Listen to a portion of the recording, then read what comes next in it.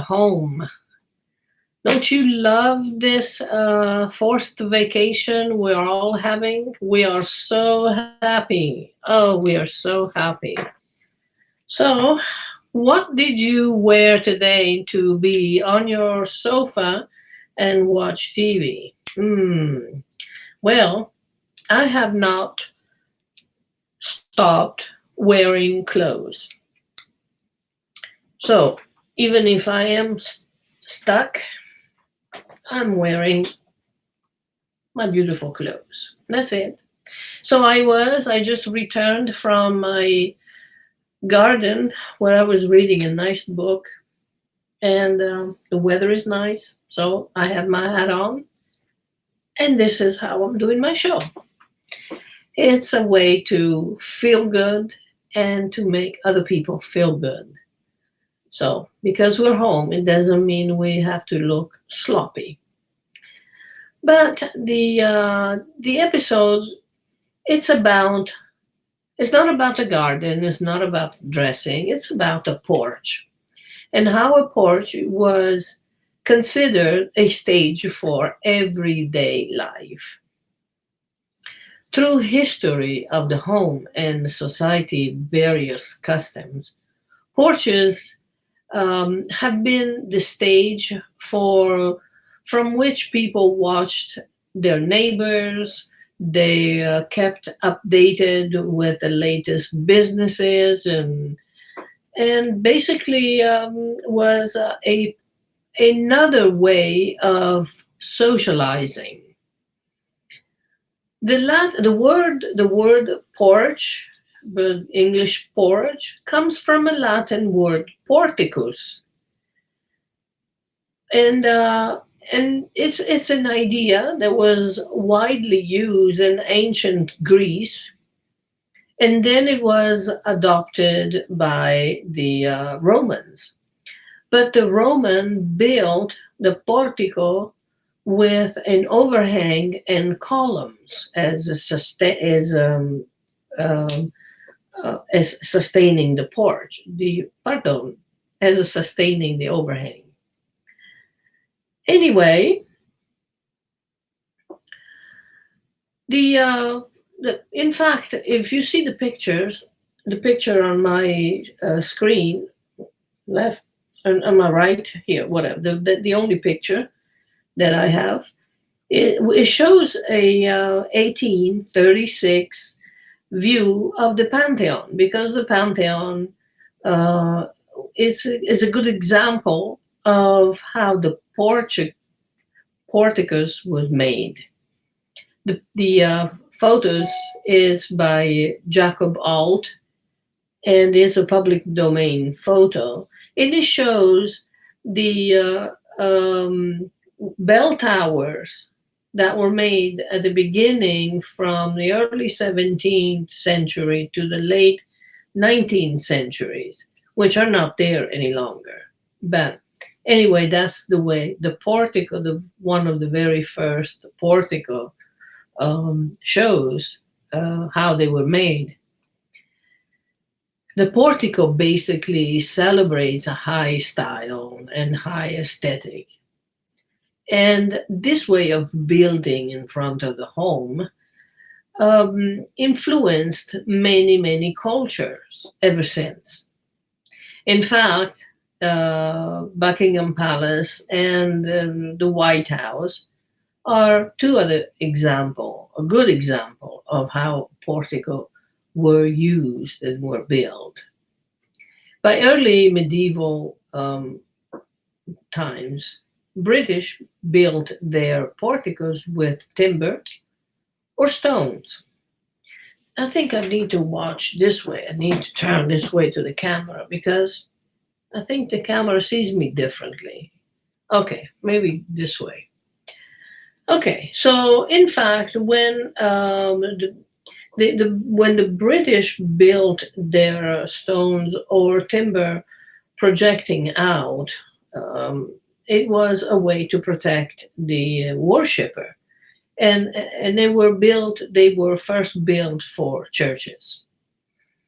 In fact, when a priest had to baptize an infant, He received the parents and the infant in front of the portico, under the portico, and that's where the function happened. Um, in Europe, I like to admire those ancient buildings that have the porte cochère, which is a coach gate. In that, it's the porte cochère is still used today, but at the time where they were made, the structure was made for as a secondary entry of the coaches with carriages and horses, and they let their customers on and off their carriages and loaded and unloaded their luggages. Today, they're used by taxis and people who arrived at those buildings, um, and they protected them. It protects them from the rain. That's what the portico it's all about. You can walk under the porticos and not getting wet if it rains. Venice is another beautiful example of how porticos are used in San Marco squares. Victorian architecture or the Queen Anne style proliferates with example of homes with sitting porch in both front and back of the home. Covered porches were also called veranda, and European buildings are full of verandas. So you find them everywhere. That protects the owner of the house from the insects, from the sun, from the rain. They could even have a small, cute fireplace in the veranda.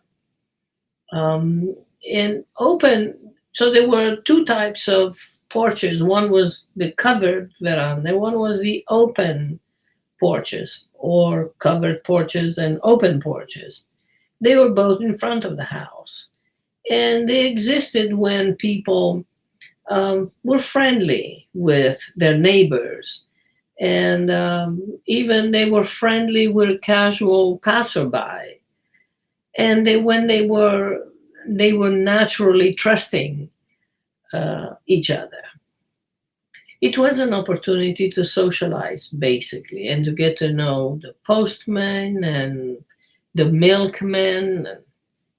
If people went on vacation, the neighbors watched that vacant home. And sometimes they even sat on their porches just to make it look there was someone there. So it was also kind of, you see them today in small parts of United States, like maybe the South, they still have homes with front porches, open porches. It was a way that where people listened to the radio as well. They shared a drink and maybe ate some snacks and read a book. That's what the porch was all about, basically relaxation.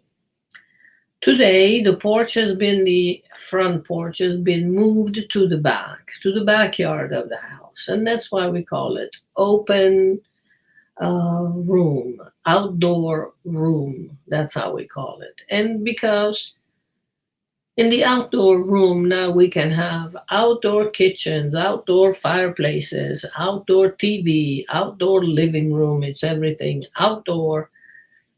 It's almost like an extension of the interior. So when the weather is beautiful, everybody sits in the backyard in this outdoor rooms. So, and that's because no one sits in the porch anymore, in the front porch. No longer it's needed to get to know the postman and the milkman. What is that? Is that someone we need to know? It is the way it is. Times evolve. So, anyway, if you do need to have a porch or remake one that you have, keep me in mind, I'm here. I offer consultation online. It is nothing easier than working online. Absolutely nothing more easy than this. So if you need my help, you know where to find me. Send me a message and I will respond at once. Until the next episode of the evolution of the home, and until this virus will disappear, I will bring you some new stuff every day, or try every day. Okay? So until next time, uh, a big kiss, peace, love. Bye.